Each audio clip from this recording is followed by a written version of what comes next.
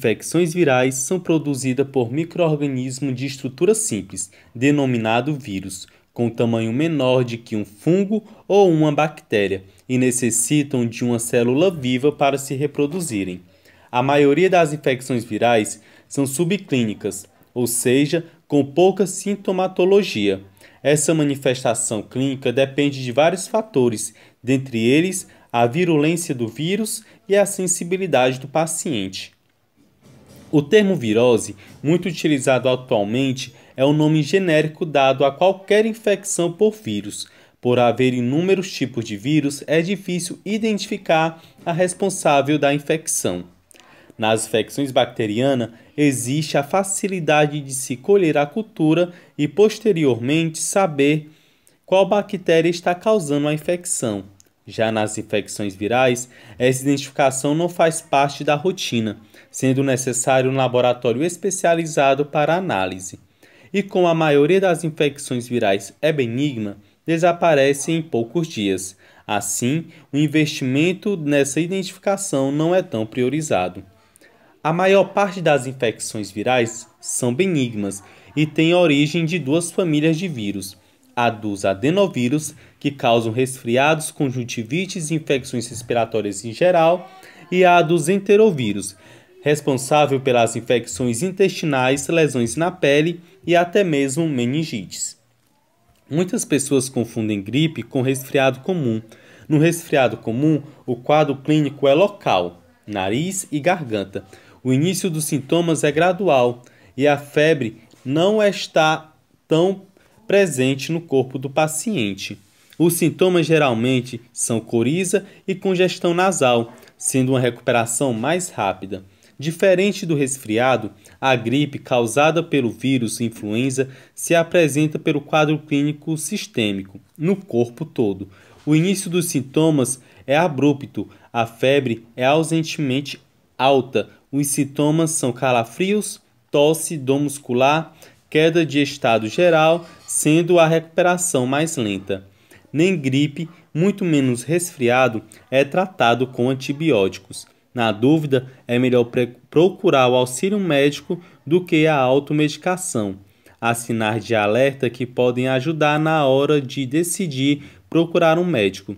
A percepção dos sintomas, principalmente a febre, pode nortear a essa decisão. Habitualmente, uma infecção viral dura em média de 3 dias a 1 semana. Se dentro desse período o quadro não melhorar ou piorar, um médico deverá ser. Eu me chamo Débora Maria, sou da turma T58, enfermagem. Vou falar sobre as infecções virais e de como elas se apresentam em duas formas: infecções agudas e infecções persistentes.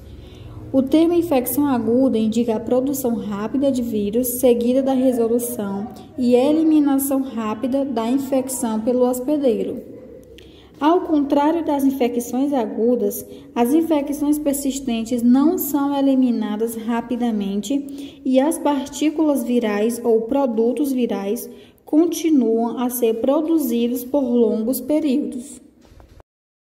Os períodos da infecção são 3: período de incubação, período prodrômico e período de transmissão. O período de incubação corresponde ao período compreendido entre o início da infecção até o momento em que os primeiros sintomas se tornam aparentes. O período prodrômico corresponde ao período da infecção em que o indivíduo apresenta sintomas clínicos generalizados. E o período de transmissão é o período durante o qual o indivíduo infectado permanece excretando e transmitindo o vírus. Olá, eu sou Laís e vou falar sobre o adenovírus. Adenovírus é um grupo de vírus que normalmente causam doenças respiratórias, como o resfriado comum, a conjuntivite, a bronquite ou a pneumonia. São considerados os seguintes fatos: infecção em criança pode ocorrer em qualquer idade. Infecções respiratórias são mais comuns no final do inverno, primavera e início do verão. Infecções do trato intestinal podem ocorrer a qualquer momento ao longo do ano. Infecções do trato digestivo são mais comuns em crianças menores de 4 anos. As formas de transmissão do adenovírus é pelas infecções respiratórias e infecção do trato intestinal. As infecções respiratórias, elas ocorrem quando a criança entra em contato com o vírus.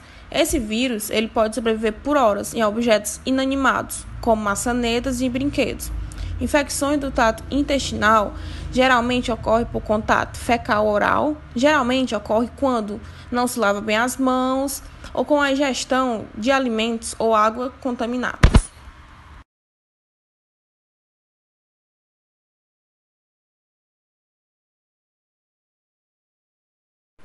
O sistema respiratório é constituído pelos tratos, que são vias respiratórias superior e inferior. O trato respiratório superior é formado por órgãos localizados fora da caixa torácica.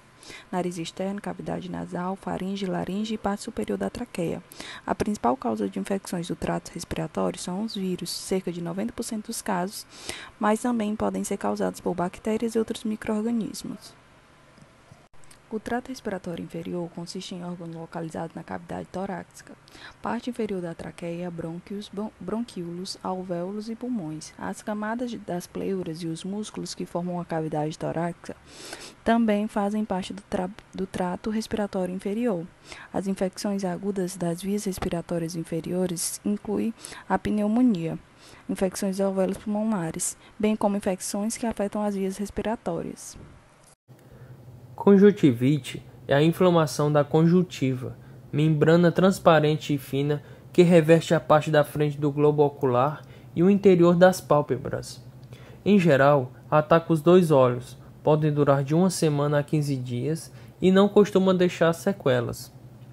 As causas podem ser por reações alérgicas a poluentes ou substâncias irritantes, como poluição e cloro de piscinas, por exemplo, e por vírus e bactérias. Neste último caso, ela é contagiosa. Os sintomas de conjuntivite são olhos vermelhos e lacrimejantes, pálpebras inchadas, sensação de areia ou cisco nos olhos, secreção e coceira. O tratamento é lave os olhos e faça compressa com água gelada, que deve ser filtrada e fervida, ou com soro fisiológico. Para a conjuntivite viral, não existem medicamentos específicos. Cuidados especiais com a higiene ajudam a controlar o contágio e a evolução da doença. E, acima de tudo, não se automedique. Diarreia, uma visão geral. Pela aluna Gabriela Santos. A diarreia é uma alteração no hábito intestinal com diminuição da consistência das fezes, que podem ser amolecidas ou até mesmo líquidas, acompanhada, na maioria das vezes, do aumento da frequência de digestões diárias. Ela pode ser tanto aguda como persistente. Se passar de 4 semanas, pode ser considerado crônica. Aproximadamente 1 bilhão de pessoas no mundo apresentam pelo menos um episódio de diarreia aguda por ano e é uma das principais causas de mortalidade infantil, representando aproximadamente 8% de todas as mortes de crianças menores de 5 anos em todo o mundo em 2016. Isso se traduz em mais de 1.300 crianças morrendo a cada dia, ou cerca de 480 mil crianças por ano, apesar da disponibilidade de tratamento. A maioria das mortes infantis ocorre em crianças menores de 2 anos que vivem no sul da Ásia e na África subsaariana. Como ela ocorre? A diarreia ocorre quando há desequilíbrio entre a absorção e secreção de fluidos pelo intestino, devido a uma enterotoxina ou lesão que acarreta uma diminuição na absorção, mediante por uma agressão direta pelo micro-organismo ou citocinas. Podemos classificar a diarreia pelo seu mecanismo fisiopatológico.